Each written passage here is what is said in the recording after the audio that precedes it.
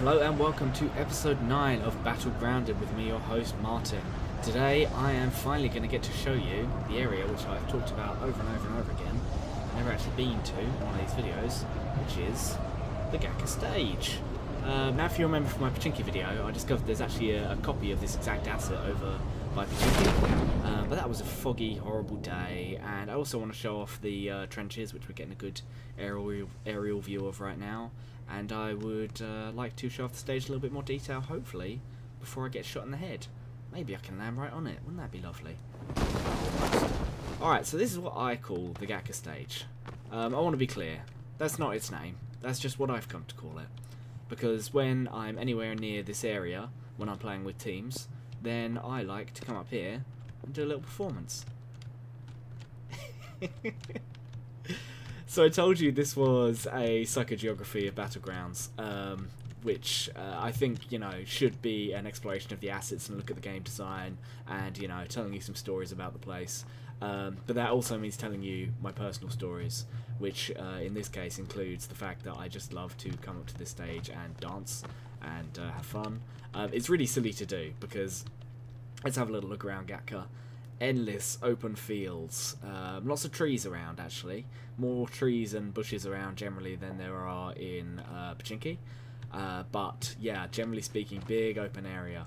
This is something that I often find myself barreling across in a jeep or something, trying to get to the circle, and I very rarely stop in Gatka. The reason for why is a lot of these houses are one story, and there's a couple of two-story ones just over there. Oh, there is a vehicle. Let me just scooch behind here. Stage. Other good thing about the stage, slightly good cover, not amazing cover, but alright. But yeah, I don't like single story buildings to camp in or to spend too much time in at all. They very rarely have that much loot and are generally a bit crap. So unless the circle pushes me into Gatka, I rarely come here, which is a shame because it's a fascinating place. You've got this big hill behind it, and you've got these trenches here, not unlike the ones in Pachinki. And yeah, in a lot of ways, it's actually quite similar to Pachinki. You know, it's got this big open field around it. You've got that amazing hill over in the distance, the largest mountain in the game, I want to say. Possibly not as large as Stalba over in the distance over there, but still very, very large area, high up area with incredible sight lines if you've got a scope that's powerful enough to look down from it. So you know, you think about when you're up on here, if there's someone up there with a 15 times scope and a good sniper rifle, they could potentially hit you. So it's a fun thing to goof around with. So you know, that's the stage. It's nothing. I built it up, I think, but it's just a fun couple of blocks of concrete that say something slightly about the world, which is there's unfinished construction here.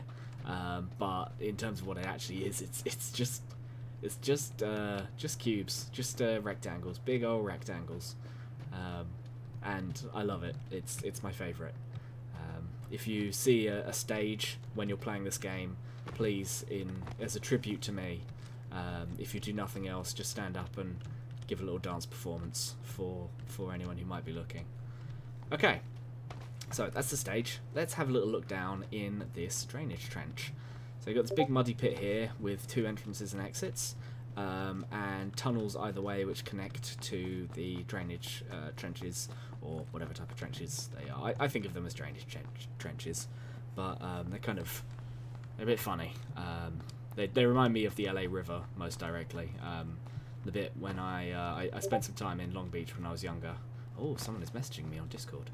I spent some time in Long Beach when I was a student, and up there then there is LA River bits that look like this, and I used to walk alongside them because I was quite far from where the beach and the ocean was, but I could walk to the local donut place and sort of follow one of these along, which was, you know, always fun. Fun to walk along a weird concretey trench. Yes, it is fun. It's fun and cool to see things which are strange and which are called rivers, even though they're big concrete trenches. They also sort of could remind people of, I suppose, the Star Wars bit where they do the trench run and then they shoot something into, let's say that's the Death Star. Oh, there's another stage down here. I'm really discovering things today. Yeah, let's jump on this one and give a little dance, shall we? There we are. This will be, I suppose, the secondary stage. You know, you have the main act on the one up there, and then this is like the stage where you see the up and coming bands. You know, the interesting stuff that's not quite big enough yet. You know, you wouldn't have heard of it. So yeah, you've also got I like this endlessly smoking pipe. It's almost the 90s aesthetic, you know, that was in every 90s music video or whatever, where you would get like a fan on a window with a blue light shining through it, and then someone sort of dancing in front of it. It's almost that, except for this one's just full of trash and smoke. What I do know, which is a fun little glitch in the game, is if you're driving a car and you flip it at just the right angle, so you're sort of lying up against it along here, and then you get out the car, you will get trapped inside there, and there is no way to get out again. You get trapped inside there like the thing in Mario 64, and that's it for you. That's where you live now until the game decides to kill you, or someone else comes along and probably taunts you from the outside. So I think that's funny. So here we are, the secondary stage. We could assume this is a drainage trench, I guess. I will say, actually, I was watching a video of someone playing this the other day, and they were using this area over here as a little mini fortress, because there are actually quite a lot of very small little ups and downs along here, and you can find yourself in a good area where you can peek up over the crest of the hill and snipe people from a distance, and you can watch all the way back to there. You've got pretty good eye lines, especially if you're down by these yellow houses over here. What? Oh, hey, there's someone here. Hey. Hello. Hi, friend. How's it going? I'm recording a video. I'm doing a little tour of the Battlegrounds. You doing okay? Yeah, man. How are you? Yeah, all right. You have a good game, yeah? I don't have any weapons or anything, so I'm not gonna cause any ruckus. Okay. All I right. won't kill you. Thanks, friend. You have a good game. Best of luck. Thank you. Oh, that caught me off guard. That was nice.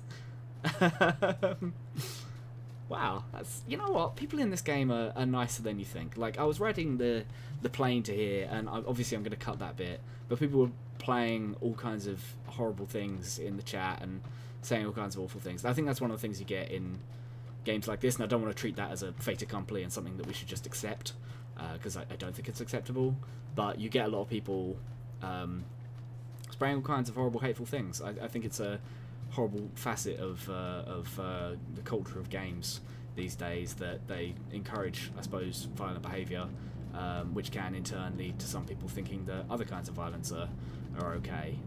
That's a jump, and I'm not going to fully expand upon that, because otherwise I'll cause a ruckus all my own. But Jeremy, how's it going, friend? It's me again. Oh, you alright? I thought you would be going to the circle. Ah, man. I'm here to protect you. Oh, thank you, friend. I really appreciate that. Hey, are there any areas in this part of the map that you think are really cool, that you want to show off? The ruins. Maybe got the ruins? Yeah, I could wander over there. It's a little bit far. I try to keep it in a fairly contained area, because I'm doing a series of videos, so doing a little area at a time, which is fun. So I am going to do one on the ruins at some point, but not right now. Thank you, though. Okay. Fair enough. Cool. See you later, buddy. So this is actually the area I was talking about before, where you've got a good little natural fortress. You can peer up over the edge here, and over the edge in the other direction, and you've got pretty good cover. I think that's really cool. Like I've said in the past, one of the things I like about the way terrain is structured in this game is it does have lots of little bumps and lumps for you to hide behind. It feels thoughtful, in a way that I really, really enjoy. And I like just natural areas of cover. It feels, again, I've said in the past, I'm not so hot on realism, but it does feel realistic, if you like, you know? It feels realistic in a gamey way. It feels like it's not out of place. It's not lots of waist-high walls that you get in cover shooters and things like that, but it's also not just like open exposed plains. It's not all open arenas. You think about, I think about the classic of map design, DE Dust, which is designed around a couple of choke points and some really interesting decisions you have to make in that map. And people who are, I'm not a professional Counter-Strike player or anything like that, but there are people who know, every single bit of cover, every single inch, every single pixel of that map. And this game, I think, is designed to countermand that. Like, you could memorize every single bit of this map. Here comes the blue. Alright, so that gives me a time limit on this game. But let's have a little look how far. Yeah, I'm not going to run over to there. So our friend was suggesting the ruins up here, which I will definitely do a video on at some point. But anyway, one of the things about this game and this game mode generally is because it forces you to different randomized areas of the map every time. Sometimes you're just going to get a bad one which, there's not good cover. I've finished several games where the final circle is in an open area, like on a road, where there's really no cover apart from lying on your belly in the grass, and even that's not cover. I've had games which would, wind up. I haven't had one that wound up here, but imagine if you got the final circle, which was just this very small area. You might be able to get some cover here if you're lucky, and if it includes that. But if it doesn't, then you're out of luck. That's it for you. There's very, very little. But I think the way it counters that, or makes it more interesting, is there aren't that many areas which are just flat ground with absolutely no features, and the ones that are, even then you're probably going to find some trees or something like that. You always have an option to find an interesting approach, a tactical advantage. I think that's what you're always looking for in this game. I think it's something that really appeals to me about the game generally. You feel like, whether or not it's true, because sometimes you just get lucky, I feel like when I win in this game, or when I do well even in this game, it's because I made the right choices. Which, again, to be clear, there's a lot of this game which is luck. You're lucky to get the right weapons, lucky to get the jump on someone, lucky to be approaching the circle from the right angle that gives you the good cover. But there's skill to that as well, and importantly, to me at least, it's skill which can't necessarily be memorized. Memorizing every inch of this gigantic map is very, very complicated, and you're unlikely to do it. I'm going to, I think now, just wander across this field, show you again. Here we are, a big, flat, empty area, which I'm sure some people have had final circles in. And they've been pushed out of, imagine a final circle, second final circle, which includes that house and these houses over here, and then the final circle closes up in here. You're going to have to force everyone out of these houses. It's going to be really, really interesting and difficult. A difficult fight for people, which, again, interesting. You have this tiny little hillock here, which is just about cover if you're lying on your belly, but barely. Anyway. I feel like I've shown off the Gatka stage in this episode, and I showed you the second stage as well. So if you're there, then you can do a little dance and show off your moves, and hopefully entertain some people who want to see some interesting new acts, fresh out of Gatka, Gatka's famous music scene. And yeah, I hope you enjoyed this episode as I slowly succumb to the blue wall, and there I go, dying outside the play zone. That's the second one of those I've done in this series so far. Nice to meet that new friend. I'll try and do a video on the ruins next. This is going to go up on Wednesday, the 11th of October. So I hope you've had a good Wednesday, by the way. If you've enjoyed this video, please subscribe, please share it with some friends, or leave a comment down below. I'm looking for suggestions of new areas to check out. And I hope you all have a good day.